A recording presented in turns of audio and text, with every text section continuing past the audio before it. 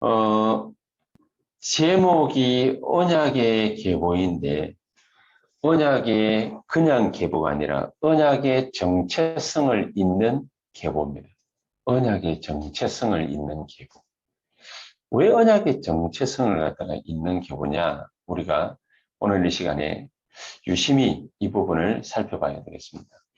왜냐면 오늘 이 본문에도 보니까 모든 대수가 아브라함부터 다윗까지 14대, 다윗부터 바벨론에 잡혀갈 때까지 14대, 또 바벨론에서 잡혀온 이후에 거기서 해방받은 이후에 그리스도까지 14대 이렇게 얘기를 했거든요. 이게 족보 얘기 같지만은 사실은 족보 얘기가 아닙니다. 족보 안에 이 사람들 외에도 어, 무수한 많은 사람들이 있지 않겠습니까? 근데 왜 이 족보에는 아브라함부터 다윗까지, 다윗부터 바벨론 포로기까지, 바벨론 포로에서 그리스도 오실 때까지 14대씩이라고 얘기를 했냐? 언약의 계보를 잇는, 언약의 정체성의 계보를 잇는 얘기다 그 말이죠. 언약의 정체성을 잇는 계보라는 그 말은 세계복음화하는 계보다 그 말씀이죠. 그러면 우리는 어떤 사람이겠습니까? 언약의 정체성을 잇는 계보 안에 세계복음화하는 새 언약 성도들이다 그 말이죠. 그냥 새 언약 성도가 아니라 세계복음화의 언약의 계보를 잇는 새 언약 교회 성도들이다. 왜 이게 그렇게 중요한 것이겠습니까? 이 언약의 계보를, 언약의 정체성의 계보를 잇는, 세계복음화의 언약의 정체성의 계보를 잇는 성도는, 그 언약을 가진 그 사람은 절대로 멸망하거나 실패하거나 죽지 않고 살아남았다. 그냥 살아남은 게 아니지요. 가나안 땅을 반드시 정복을 했고 세계복음화를 분명하게 이루었다. 심지어 아수르에 끌려가고 아람 나라에 끌려가고 바벨론에 끌려갔는데 심지어 마지막에는 로마에 속국당했는데 더 크게 보면은 전 세계에 흩어져서 유리방황했는데 그런데 이 언약의 계보는 끊어지지 않았다. 끊어지지 않은 정도가 아니지요. 어떤 일이 있어도 세계 복음화를 반드시 이루고야 말았다. 우리는 그 언약의 정체성을 잇는 성도들이다. 새언약교회 성도는 그냥 성도가 아니라 이 언약의 계보를 잇는, 이 언약의 정체성의 계보를 잇는 성도들이다. 그 얘기입니다. 우리가 그냥 성도가 아니라 그 어떤 환란이 와도, 그 어떤 두려움이 와도, 그 어떤 문제가 발생해도, 그 어떤 갈등이 생겨도 그 속에서 언약의 정체성 하나는 절대로 놓치지 않는, 세계 복음화의 언약의 정체성을 절대로 놓치지 않는, 그것만큼은 꼭 붙잡고 있는 그런 세계 복음화하는 성도로 살아남았다. 살아남은 정도가 아니라 세계 복음화를 반드시 이루었다. 그렇죠? 이런 중대한 언약의 계보를 잇는 사람들이기 때문에 그 언약의 대열 속에 들어온 사람들은 얼마나 대단하겠습니까? 그런데 이 언약의 대열 속에 들어온 사람들을 소개를 쭉 하는데 대단한 사람들을 소개를 해야 되는데 별로 대단치 않은 사람들이 너무나도 선명하게 눈에 띄어요. 그 중에 가장 대표적인 사람이 누굽니까? 라합입니다. 라합. 이 언약의 세계복음화의 이 언약의 정체성을 잇는 그 언약의 대열 속에 있는 사람 중에 라합인데 이 라합은 전직이 기생이었죠. 기생인데 이 사람이 언약의 대열 속에 들어가니까 무슨 일이 생겼습니까? 다윗 왕의 할머니가 되었습니다. 이 언약이 얼마만큼 위대하고 결정적인 역할을 하느냐? 기생이었던 라합이, 좀 심한 말로요. 몸 파는 기생이었던 라합이 다윗 왕의 할머니가 되었던 겁니다. 참 희한한 계보지요. 하나님은 육신의 DNA를 잇는 계보를 갖다 중요하게 여기시는 것 같지만은 그게 아니라 그런 씨앗을 중요하게 여기는 것이 아니라 세계 복음화하는 언약의 정체성을 잇는 그 계보를 가장 귀중하게 생각하신단 말입니다. 먼저 믿었냐, 늦게 믿었냐 상관하지 않습니다. 하나님께는 별 중요하지 않는 일이에요. 이방인 여자로 살아왔던 룻이라는 여자가 보아스라는 남자를 만나서 이스라엘의 언약의 계보를 잇는 자가 되었습니다. 이 얼마나 하나님의 큰 역사입니까? 구원받은 비밀을 아는 사람은 이런 사람들과 같이 큰 하나님의 역사를 반드시 이루게 되어 있습니다.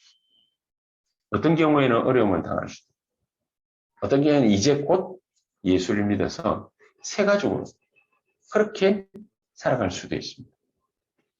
그렇지만 그건 별 중요하지 않다. 어떤 언약을 붙잡느냐가 가장 중요한 것입니다. 그래서 아브라함 같은 경우에 보십시오. 오늘 첫 번째 거론된 인물이 아브라함 아닙니까? 아브라함은 믿음의 조상이었지만 이 사람의 가문은 어떤 가문이었냐? 우상 숭배를 많이 하는 가문이 아니라 우상 숭배를 자행하도록 아예 우상 단지를 만드는, 우상을 만드는 가문이었습니다. 천대로 만대로 저주받아도 이게 참 거석한 가문인데, 그런데 이런 우상을 아예 만드는 가문이었는데 하나님은 아브라함을 그런 우상 가문에서 선택해서 갈대아를 떠나라, 그렇게 얘기하신 것입니다. 그거는 아브라함이 잘나서 그런 게 아니죠. 아브라함은 우상을 아예 본격적으로 섬기는 가문이었고 우상 단지를 만드는 가문이었는데 왜 이런 아브라함을 불렀습니까? 철저하게 망할 가문인데 이 가문의 재앙을 없애는 증인으로 하나님은 부르셨다고 말했습니다. 그렇죠? 또 두 번째 언급된 인물이 다윗인 것. 다윗 때까지, 아브라함부터 다윗 때까지 14대라 이러면서 다윗을 한 겁니다. 이 다윗은 어떤 사람입니까? 물론 언약의 가정입니다. 그러나 어떤 언약이냐가 굉장히 중요하죠. 처음으로 하나님의 성전을 완성시킨 자. 처음. 물론 그 아들 솔로몬 때에 솔로몬 성전을 완성하긴 했지만 모든 준비를 다윗 임금 때 다 했죠. 그 정도로 위대한 업적을 이룬 사람입니다. 그 말은 무슨 말입니까? 모든 교회의 재앙을 다 막는 증인으로 하나님은 이런 언약의 계보를 잇는 자로, 이런 언약의 정체성을 가진 자로 우리를 부르셨다. 가문의 재앙만 막는 것이 아니라 교회의 재앙을 막는 그런 증인으로 부르셨다. 우리는 그냥 성도가 아닙니다. 이런 증인으로 부르셨다. 그리고 바벨론에 끌려갔죠. 렘넌트들이 바벨론으로 끌려갔는데 포로로 잡혀갔는데 그냥 포로로 잡혀간 것이 아니라 포로로 잡혀갔지만 언약 가진 사람들, 이 사람들은 확실하게 살아난 거죠. 그 중에 대표 주자가 다니엘, 사드락 메삭 아벳느고, 이 다니엘의 세 친구, 에스더 같은 여자, 스룹바벨 같은 사람, 이런 사람들이 대표적인 언약 가진 사람들. 이 사람들은 살아남은 정도가 아닙니다. 이 사람들 때문에 더 이상 후대들이 받아야 될 재앙들, 그 모든 재앙들을 다 막은 것입니다. 그런 후대의 재앙 막는 증인으로 하나님은 바벨론 렘넌트들을 한 사람씩 한 사람씩 한 사람씩 선택해서 부르신 것입니다. 그 중에 최고의 축복을 받은 사람들이 누구냐? 초대교회 성도들. 초대교회 성도들. 이 초대교회 성도들은 시대 재앙을 막는 증인으로 하나님이 부르신 것입니다. 자, 우리가 붙잡은 언약은 이 정도입니다. 단순하게 그냥 우리는 세계복음하는 순간야, 세계복음하는 사람이야, 그 정도야. 세계복음화하는 그런 정체성을 가진 그런 언약 가진 성도로서 하나님은 새언약교회 성도들을 부르신 것이다. 그러니까 그냥 살아남는 정도가 아닙니다. 이런 우리를 불러서 하나님은 세계복음을 이루시는 것이다. 내가 이 언약의 대열 속에 있다. 이거는 어떻게 보면은 기적 중 기적, 기적 중 기적. 자, 그렇기 때문에 우리는 반드시 오늘 본론에 들어가서 세 가지 대열 속에 그래서 확실하게 서라. 하나님이 이 메시지를 우리에게 반드시 주시고자 하시는 부분. 아브라함을 통해서 하나님은 우리에게 어떤 교훈을 갖다 주시느냐, 어떤 대열 속에 너희들이 있다라고 우리의 정체성을 말씀하시고 계시느냐, 나를 빛 비추는 나를 통해서 가정과 가문의 빛을 비추는 원조의 대열에 하나님은 세우셨다. 무슨 원조 말입니까? 복음의 원조로 우리를 부르셨기 때문에 복음의 원조의 대열에 하나님은 우리를 세우신 것이다. 우상숭배 장애하고 있던 망할 날을 기다리고 있던 그 아브라함과 그 가문을 갈대에서 떠나라고 한 것입니다. 단순한 얘기가 아닙니다. 갈대에서 떠나라 하시면서 내가 내게 지시할 땅으로 가라. 지시할 땅으로 가라. 내가 내게 지시할 땅으로 가라. 언약적 축복이죠. 그렇지? 그러면서 너는 복의 근원이 될지라. 언약만 붙잡으라는 것이 아니라 너는 복의 근원이 될지라. 근원적 축복을 하나님이 우리에게 주시겠다는 것입니다. 그러면서 너로 말미암아 그랬습니다. 아브라함 너로 말미암아 대표적인 축복이죠.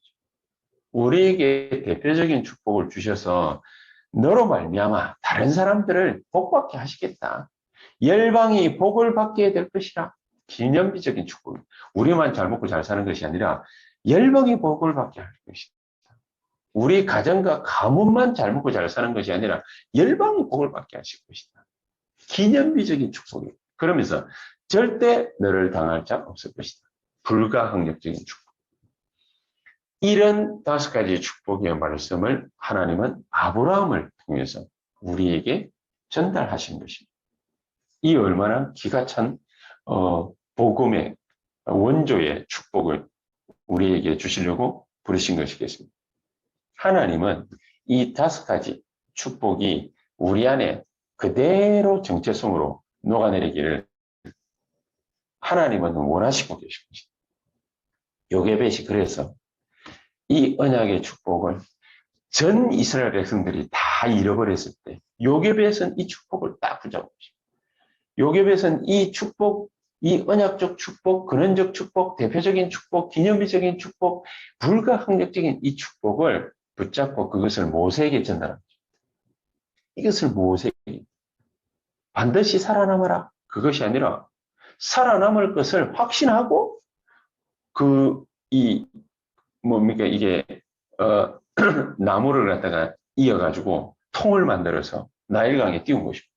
근데 나일강에 그냥 띄운 것이 아니라 우연을 바란 것이 아니라 이 모세의 엄마 요게벳이요. 자기 딸 보고 이걸 탁 띄우는데 어디로 띄우느냐. 바로 왕의 공주가 목욕하고 있는 곳으로 일부러 그쪽으로 띄우.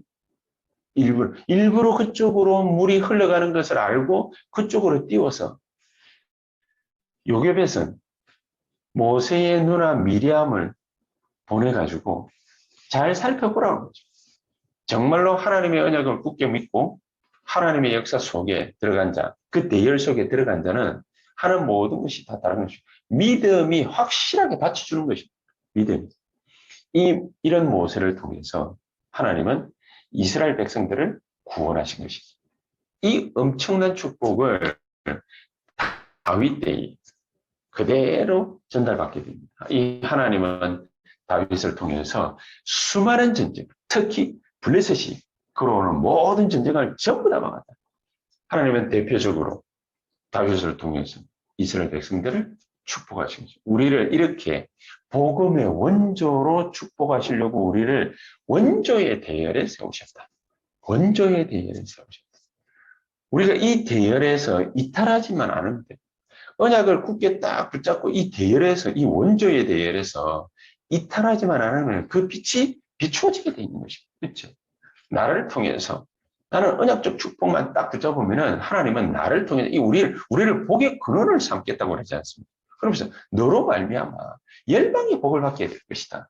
절대로 너를 당할 자, 해할 자 없으리라. 복음의 원조의 축복. 이것을 우리 보고 지금 이 시간 받으라. 내가 이 축복이 내 건 줄 모르면은 어떻게 누릴 수 있겠습니까? 이 복음의 원조의 축복이 나에게 와 있음을 우리가 알고 아멘하고 그 믿음을 고백할 때 그때에 내게 되는 것이.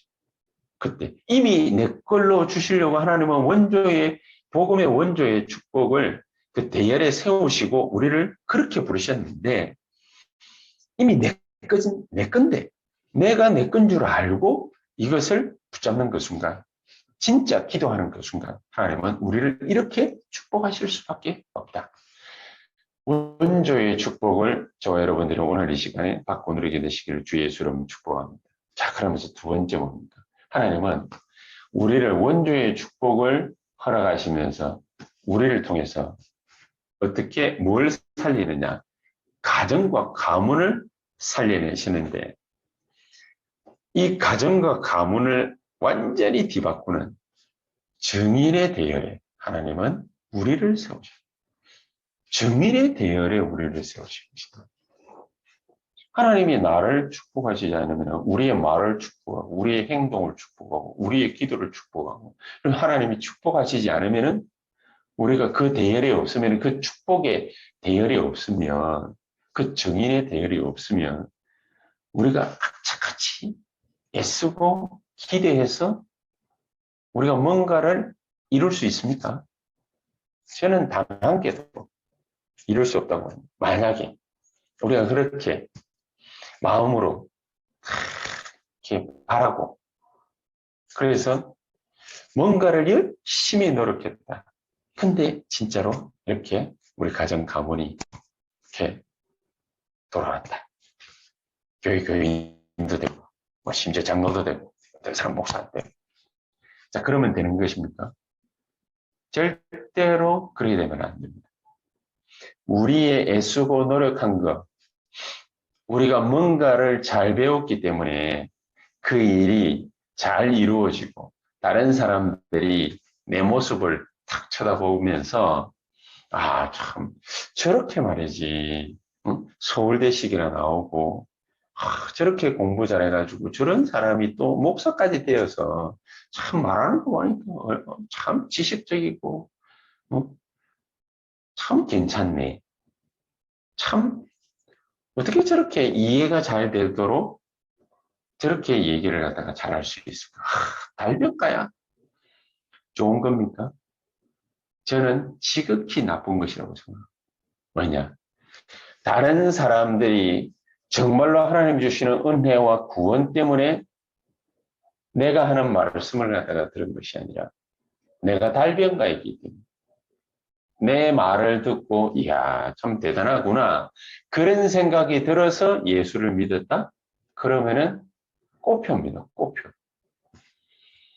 어리숙하고 뭔가가 부족한 것 같은데 하나님의 은혜가 나에게 쏟아져서 성령의 축복을 하나님이 나에게 부어주셔서 정말 갈릴리 사람들이 모여서 진짜 하나님 앞에 약속 믿고 기도했더니 성령의 은혜가 쏟아져서 바리새인들이 쳐다볼 때 아니 쟤는 갈릴리 총구석에 고기 잡던 베드로 아니냐 그런데 어떻게 저렇게 말을 잘할 수 있지? 이래 돼야 그게 진짜 그렇지 않습니까? 하나님은 우리 가문을 가정을 살리는데 이렇게 살려내요. 이렇게. 이래야 완벽한 증인.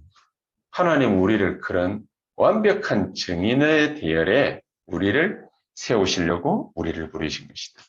이런 내가 언약 붙잡고 기도할 때 성삼위 하나님의 놀라운 영광이 우리 가운데 임하는 것입니다. 그때 일어나는 게 뭡니까? 구원의 역사요.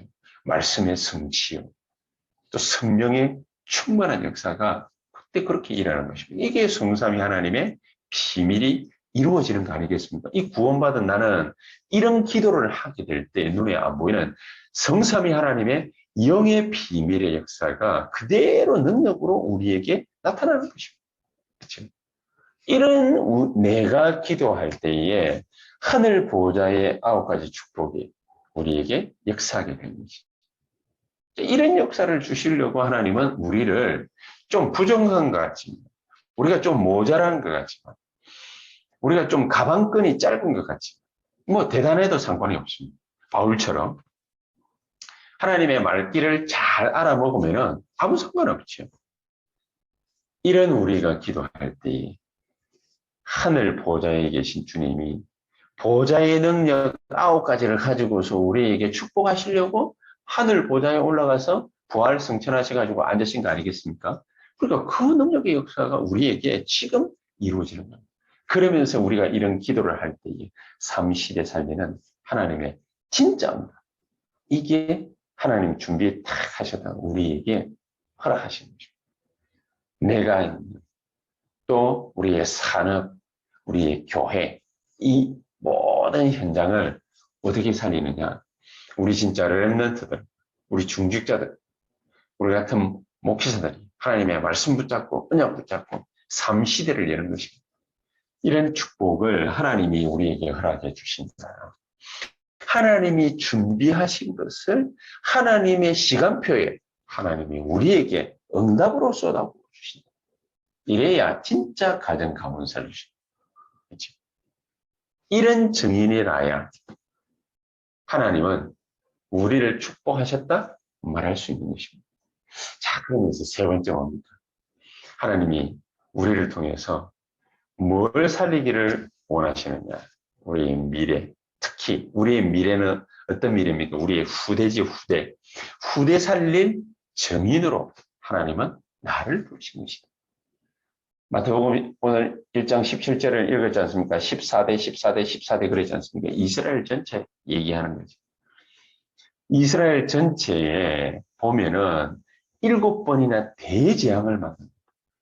그러나 절대 어려움 당해도 상관없다.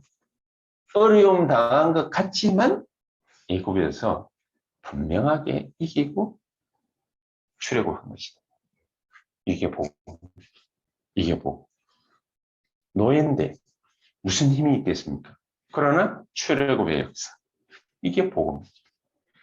양의 피 바르는 게 그게 뭡니까? 아무것도 아닌데 하나님은 그 악랄한 애굽 사람들 손아귀에서 바로왕 손아귀에서 간단하게 이스라엘을 탈출시킨 것입니다.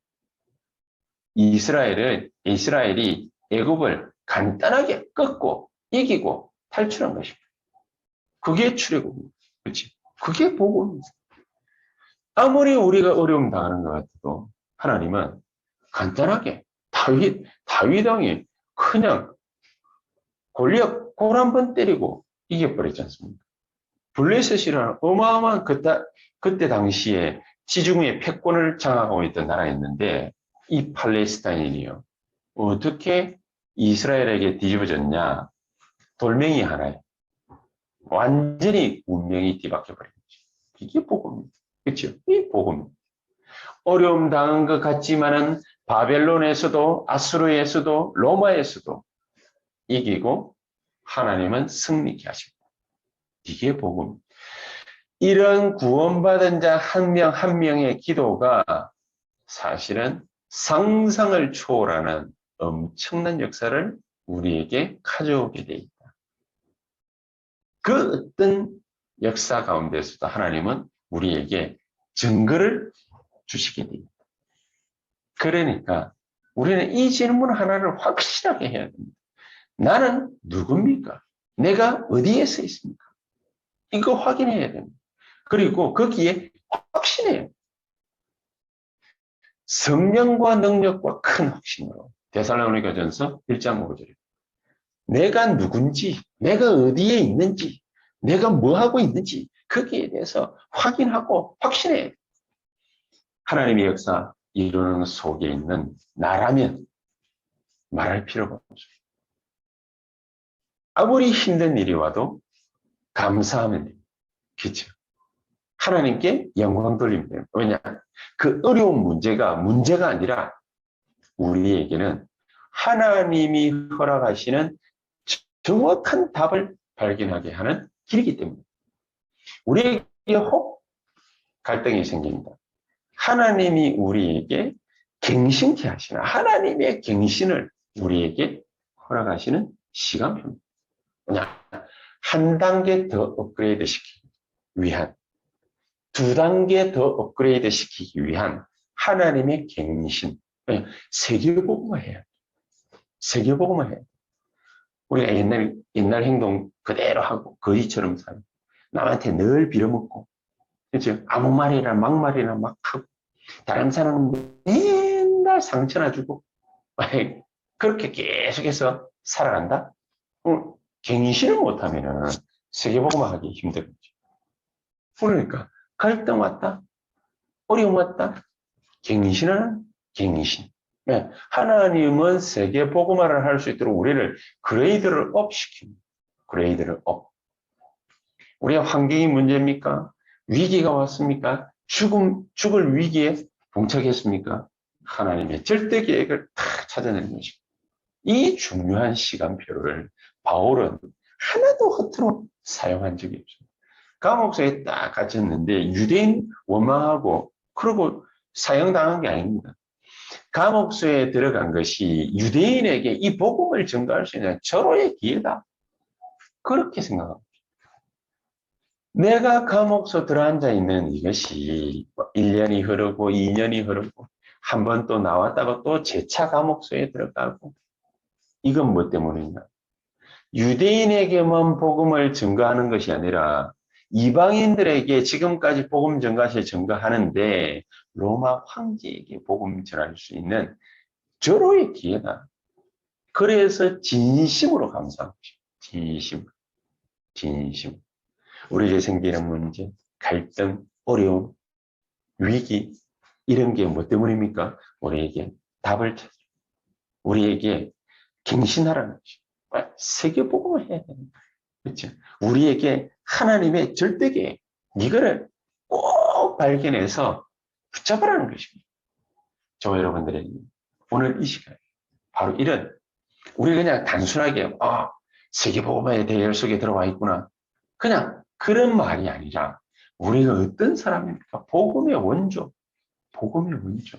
하나님은 우리를 어떻게 축복하시게 됐냐? 내가 내게 지시할 땅으로 가라. 언약적 축복. 아무한테나 준 거 아닙니다. 그 수많은 우상 숭배자들과 수많은 사람들 가운데서 아브라함 하나를 콕 집은 것입니다. 하나님 여러분 한 사람을 콕 집은 것이며 언약적 축복. 그러면서 너는 복의 근원이다. 우리 때문에 다른 사람이 복을 받게 되어 있어요. 너로 말미암아 대표적인 축복입니다. 열방이 복을 받게 될 것이라 기념비적인 축복을 우리 때문에 주시겠다는 거 아닙니까? 절대 너를 당할 자 없을 것이다.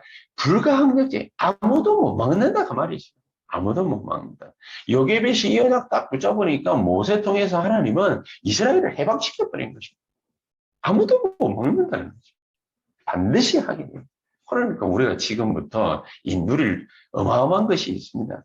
우리가 그냥 단순한 증인이 아니라 증인의 대열 속에 들어가요. 그렇죠? 성삼위 하나님의 영으로 하나님은 역사하시게 됩니다. 보호자의 9가지 축복으로 역사하시게 됩니다. 삼시대를 살릴 응답을 하나님은 분명히 준비하시고 계신 것입니다. 자, 그렇기 때문에 우리는 이제 앞으로 결론적으로 어떤 언약을 굳게 딱 붙잡고 나가면 되겠습니까? 흑암에 빠져 길을 잃은 자들, 이런 사람들을 살려내야 됩니다. 근데 오늘 이렇게 새벽에 또 화요 집회 메시지를 이렇게 딱 들으면서 그런 기도를 하게 됐습니다. 화요 집회 메시지를 딱 하면서 이 목사님이 자기 딸이 유신의 유신의 자매를 어릴 때, 아주 어릴 때, 이제 말 겨우 하기 시작했을 그때, 잃어버려가지고, 그 유신의 자매가 이제 집을 찾아오는 이제 그런 장면을 갖다가 딱 얘기를 하셨는데, 그 얘기를 하면서 이런 심정으로 전도를 해야 된다. 그렇게 얘기를 했거든요. 곰곰이 생각해 봤습니다. 다른 사람의 도움을 받아가지고, 이 다른 사람이 어떤 아저씨가 유신의 자매가 버스를 타고 집으로 돌아갈 수 있도록 힘을 써준 거예요. 근데 이 아이가, 어린아이가, 조그마한 아이가 아빠 엄마를 잃어버리고 얼마나 당황하고 막 울고 난리 났겠습니까? 그런 아이가 자기 집에 도착을 했을 때, 엄마 아빠를 딱 봤을 때 어떤 심정이었어요? 집에 돌아가고자 하는 간절한 마음을 갖고 버스에 올라탔고 그런 마음으로 버스에서 내려서 집을 향해서 가지 않았겠습니까? 그때 엄마 아빠를 딱 보면은 어떤 마음이 들었을까요? 그런 마음으로 전도해라. 그런 마음으로 전도해라. 강대국이 예나 지금이나 전 세계를 무력과 폭력, 총칼, 또 뭐 요즘에는 총성 없는 경제전쟁이지. 이런 걸로 완전히 전 세계를 잡아먹으려고 합니다. 완전히 흑암에 빠져 있습니다. 거기 가서 그 강대국에 가서 그 강대국이 노략질한 그 자리에 가서 그 국가에 가서 이 언약을 증명해야 돼. 남의 일이 아니라 증명해야 돼.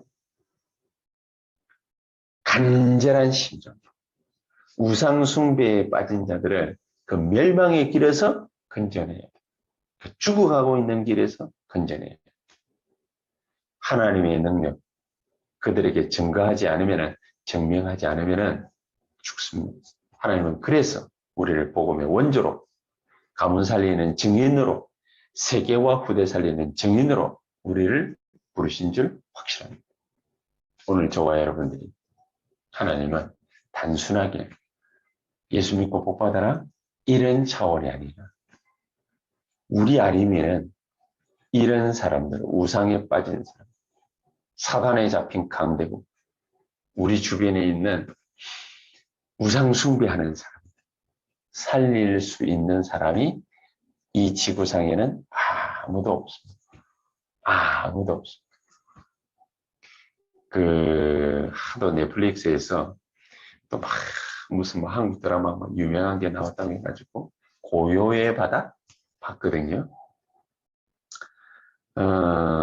보면서 참 저렇게 어리석구나. 사람이 우주로 나가면 숨 쉴 수 있습니까? 없습니까? 근데 무슨 이상한 생명체 하나를 인간이 개발을 해내가지고 뭐 그럴 수 있겠죠. 개발을 해내가지고 그 아이가 달 표면에 밖에 우주복 입지 않고 밖에 나갔는데 맨 마지막 장면이에요. 걸어다니는 거예요. 이야 대단하고 인간이 그렇게 대단한 과학을 발명할 수 있습니다. 그걸 딱 보면서 어떻게 딱 느껴지냐면 어쨌든 하나님이 없이 살아보려고 애쓰고 있구나. 그럼 그게 불신자들 아닙니까? 우리가 이 복음의 증인이 되지 않으면 그러면은 영원히 살릴 수가 없는 거죠. 증인이 되어야 돼요. 말로서 할 수 있는 것이 아니라 증인. 하나님이 저와 여러분들 이런 사람들로 이런 증인으로 부르신 줄 확신합니다. 이 축복이 저와 여러분들 가운데 여러분들 모든 산업 가운데 우리의 렘넌트들의 학업 가운데 그대로 나타나서 참된 증인의 인생이 되기를 그리고 우리 교회가 그런 증인들의 모임이 되기를 그리고 지역을 완벽하게 복음하는 세계를 복음하는 그런 언약의 정체성에 계보를 잇는 그 대열 속에 들어가는 저와 여러분들 되기를 주 예수의 이름으로 축복합니다. 기도하시겠습니다. 살아계신 주님 감사합니다. 오늘도 우리에게 이 언약의 대열 속에 있게 하심을 감사를 드립니다. 저희들을 통해서 가정과 가문이 살고 지역과 민족이 살고 세계가 사는 참된 증인의 역사 우리가 쓸 수 있도록 주께서 성령으로 역사해 주시옵소서. 예수 그리스도 이름으로 기도하옵나이다. 아멘.